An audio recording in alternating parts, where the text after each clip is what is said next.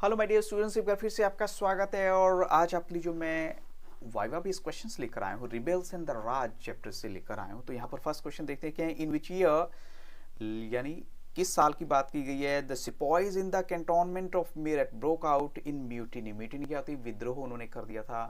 और कौन से कैंटोनमेंट की बात की गई है? यस, मेरठ के। तो यहाँ पर वो डेट है 10 मई 1857। क्वेश्चन 2 है व्हाट इज रमजान। रमजान क्या होता है? तो जो मुस्लिम होली मंथ है प्रेयर और फास्टिंग का, उसको रमजान कहते हैं। क्वेश्चन 3 है who was the Mughal emperor at the time of 1857 revolt. 1857 के विद्रोह के दौरान कौन थे जो मुस्लिम रूलर हैं, या मुगल रूलर ऑफ कोर्स हम कहेंगे, तो बहादुर शाह। क्वेश्चन 4 है which incident mark the beginning of the mutiny by the sepoys in 1857। ऐसा कौन सा इंसिडेंट हुआ था जो सिपॉय ने बोला कि यही म्यूटनी का सबसे बड़ा रीज़न है? तो एक्चुअल में क्या था? Firing of the evening gun, ये भी हो सकता है। साउंडिंग ऑफ द बगल है। Seize the bells of arms, और प्लंडर द ट्रेजरी है। अटैक्ड गवर्नमेंट बिल्डिंग, जेल, ये सारी चीज़ें हैं जो इस तरफ इशारा करती हैं कि ये विद्रोह अब ऑलमोस्ट शुरू हो चुका था। इसके अलावा which rumours were in circulation in North India at the beginning of 1857। ऐसे कौन से रूमर्स थे जो उस टाइम फैले हुए थे 1857 के रिवोल्ट के टाइम में? कि देखो, उनको कहा गया अभी जो सैनिकों को जो है ना, जो काऊ की फैट के या पिग्स की फैट वाले जो हैं बुलेट दी गई हैं, गोलियां दी गई हैं। तो ब्राह्मण, यानी उन गोलियों को पिस्टल में डालने से पहले मुंह से आपको छीलना पड़ता था, कुछ ऐसा करना होता था। तो इट मीन्स जो ब्राह्मण लोग हैं वो ऐसा कैसे कर लेते? सिपाही जो थे, सिपाही थे, उन्होंने रिफ्यूज़ कर दिया था ड्रिंक वाटर फ्रॉम द लोटा ऑफ द लो कास्ट खलासी। ये भी थोड़ा सा है प्रॉब्लम। और र्यूमर ये भी थे कि जो कॉन्स्पिरेसी थी to destroy the caste and the religion of Hindu और Muslim by mixing the bone dust of cows and pigs into the flour that was sold in the market. ये कुछ एक ऐसी बातें हैं जिससे पता लगता था कि लोगों के अंदर ना काफ़ी रिसेंटमेंट आ चुका था ब्रिटिशर्स को लेकर। क्वेश्चन जो 6 है ये बहुत इंपॉर्टेंट है। Who remark that the British rule collapse like a house made of cards. ये किसने बोला था? ये एक्चुअल में एक ब्रिटिश ऑफिसर ने बोला था। ये एक्चुअल में ब्रिटिश ऑफिसर का मैंने कोशिश की आपका नाम ढूंढने की, लेकिन कहीं मुझे मिला नहीं है। तो बट ब्रिटिश ऑफिसर आप दे सकते हैं, राइट आंसर होगा। Who wrote to the native infantry that they had acted for the faith and awaited the 48 orders। अब ये जो 7th अवध इरेगुलर कैवेलरी है, इन्होंने एक्चुअल में नेटिव इन्फेंट्री को लिखा था कि देखो, हमने तो विश्वास के ऊपर काम किया है और हम 48th, यानी इनकी जो एक ऊपर वाली होती थी, उनके ऑर्डर की वेट कर रहे थे लाइक। तो ये एक्चुअल में कुछ एक ऐसी बातें थी जो इन्होंने इशारों में कही थी भी हम जिस विश्वास को लेकर काम कर रहे हैं हम वो करेंगे। क्वेश्चन 8 है during the mutiny who had given the protection to captain Hearsey of the Awadh military police. Captain Hearsey को किसने प्रोटेक्शन दी थी? तो यहाँ पर राइट आंसर क्या है? उनके जो इंडियन सबॉर्डिनेट्स हैं उन्होंने उनके प्रोटेक्शन दी थी उस टाइम जो है। अब who was Charles ball. Charles ball कौन थे? ये आपसे डायरेक्ट पूछा जा सकता है।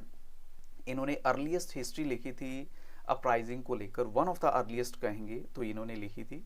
अब नेक्स्ट है in Kanpur who was given the leadership by the sepoys and the people of the town. Kanpur में किसने लीडिंग के लिए जो है, किसको कहा गया उनके लोगों के द्वारा? तो नाना साहिब को बोला गया भी आप हमें लीड कीजिए। कुंवर सिंह कौन थे? ये डायरेक्ट क्वेश्चन है। कुंवर सिंह जो लोकल जमींदार हैं, यानी इन अराह बिहार के अंदर। और क्वेश्चन 12 है how did the people of Lucknow celebrate the fall of the British rule. उन्होंने किस तरीके से जो सेलिब्रेट किया ब्रिटिश रूल के फॉल का? तो बाय हेलिंग बिरजिस कदर, जो कि यंगेस्ट सन थे नवाब वाजिद अली शाह के, उनको अपना लीडर बनाकर कि देखो ये हमारे लीडर हैं, हम ब्रिटिश को अब नहीं मानते बिल्कुल भी। किन्होंने मोबिलाइज किया था? जो विलेजर्स हैं यानी परगना बरूद के उत्तर प्रदेश के अंदर। तो यहाँ पर एक क्रेडिट जाता है शाहमल को, और जिन्होंने लोगों को मोबिलाइज किया विद्रोह के लिए, उनको बोला भी चलिए आप भी। और who became the rebel leader of the Kol tribals of the region, यानी जो कोल ट्राइबल हैं रीजन के, उनका जो लीडर हैं कौन थे? वो गोनो थे, GONW। ये ऑलरेडी आपके साइड में आंसर आ ही रहा है इसमें। Who turned the bungalow of British officer into a hall of justice, यानी ब्रिटिश ऑफिसर के बंगलो को हॉल ऑफ जस्टिस में किसने चेंज कर दिया था? शाहमल ने। Who is also known as Danka Shah. डंका शाह का एक जो उपाधि है वो किसको दी गई है? मौलवी अहमदुल्ला शाह को डंका शाह के नाम से भी जाना जाता है, और ये मूव कर गए थे पैलंकिन के अंदर with drum he beaters in front end followers at the rear, यानी इनके पीछे पीछे और भी दुनिया चल पड़ी थी। अच्छा, फ्रॉम द फॉलोइंग आप बताना है इनमें से कौन ऐसा है, which one of the policy, यानी कौन सी ऐसी पॉलिसी थी जो लॉर्ड विलियम बेंटिक ने रिफॉर्म के लिए नहीं अडॉप्ट की थी, यानी इंडियन सोसाइटी में क्या चीज़ ऐसी थी जो उन्होंने फॉलो नहीं की थी। तो हम कहेंगे वेस्टर्न फूड का ऐसा था जो उन्होंने बाकी तो किया, लेकिन वेस्टर्न फूड को लेकर उन्होंने कुछ ज़्यादा रिफॉर्म नहीं किया एक्चुअल में। और next, in which year the British established the laws to abolish customs like sati, ऐसा कौन सा ईयर है जिसमें उन्होंने कस्टम लाइक सती को एबोलिश कर दिया था। तो यहाँ हम कहेंगे 1829 में। सती प्रथा आपको पता ही होगी, जब किसी की पति की डेथ हो जाती थी तो उनको कहा जाता था भी तुम्हें भी जो है वहाँ वो पायर में चलना होगा लाइक। अब नेक्स्ट क्वेश्चन मेरा यहाँ पर है वो इन विच ईयर, यानी ये हम कहेंगे क्वेश्चन नंबर मेरा 17 चलेगा यहाँ पर, 17 इनफैक्ट 18 क्वेश्चन नंबर है मेरा। और ये कहता है कि किस साल के अंदर गवर्नर जनरल जो लॉर्ड डलहौजी हैं उन्होंने किंगडम, जो अवध की किंगडम थी, उसको बोला था a cherry that will drop into the mouth one day. उनको लग रहा था कि ये हमारे हाथ में आने वाली है। तो ये 1851 की बात है जब उन्होंने ऐसा बोला था गवर्नर जनरल लॉर्ड डलहौजी ने। अब मेरा क्वेश्चन नंबर 19 यहाँ पर देखिए, क्वेश्चन 19 एक्चुअल में ये भी बहुत इंपॉर्टेंट है कि in which year the kingdom of Awadh was formally annexed to the British Empire. तो राइट आंसर यहाँ पर जा रहा है 1856 में। यस ऑफ कोर्स 1856 में ये जा रहा है। अब क्वेश्चन नंबर 20 यहाँ पर है, when was subsidiary alliance system devised by lord Wellesley. उन्होंने ये सिस्टम स्टार्ट कब करा था, तो ये उन्होंने स्टार्ट किया था 1798 में। 1798 के अंदर शुरू किया, फिर इसी के तहत सब्सिडारी अलायंस में अवध के ऊपर इम्पोज कर दिया गया। कब इम्पोज किया गया, तो उसका राइट आंसर है वो है 1801 में। यानी आपको जो है ये क्वेश्चन डायरेक्ट पूछे जा रहे हैं।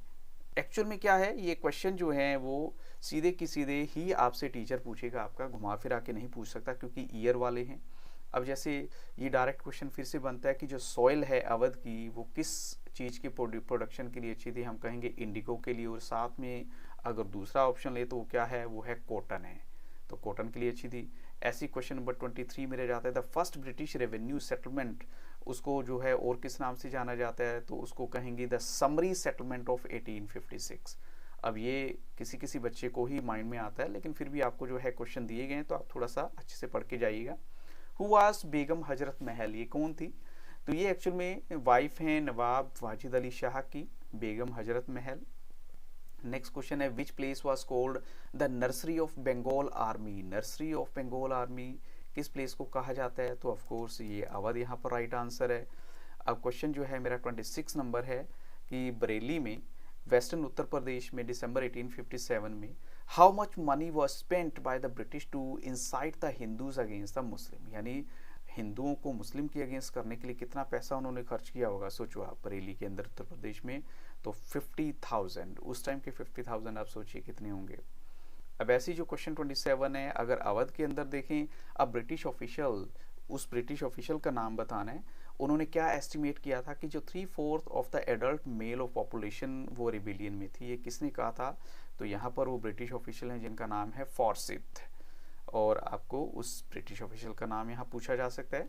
ऐसी क्वेश्चन 28 है, अवध में अगर देखें क्वेश्चन 28, अवध में जो गैंगेटिक प्लेन एरिया है it was brought under control इन, कौन से साल में इसको लाया गया था, आफ्टर प्रोट्रैक्टेड फाइटिंग। तो यहाँ पर राइट आंसर है मार्च 1858, यानी गैंगेटिक प्लेन का एरिया भी जो है इनके अंडर में आ चुका था। अब नेक्स्ट जो है हमारा क्वेश्चन नंबर 29, हु पेंटेड, यानी किसने जो है ये लिखी पेंट की थी रिलीफ ऑफ लखनऊ 1859 में। एक्चुअली में ये रिलेटेड तो है आपकी 1857 की रिवोल्ट को लेकर, लेकिन इसको बनाने का क्रेडिट किसको जाएगा, तो वो है थॉमस जोन्स बार्कर। अब खूब ये जो है आपने सुना तो होगा, खूब लड़ी मर्दानी वो तो झांसी वाली रानी थी। They are the lines composed by, तो ये सुभद्रा कुमारी चौहान की लाइन्स हैं, ये यहाँ पर राइट आंसर है सुभद्रा कुमारी चौहान। क्वेश्चन 31 मेरा है यहाँ पर, which styles of expression of art were preferred by the British and the Indians during 1857, यानी ऐसे कौन से स्टाइल इन्होंने प्रिफर किए होंगे?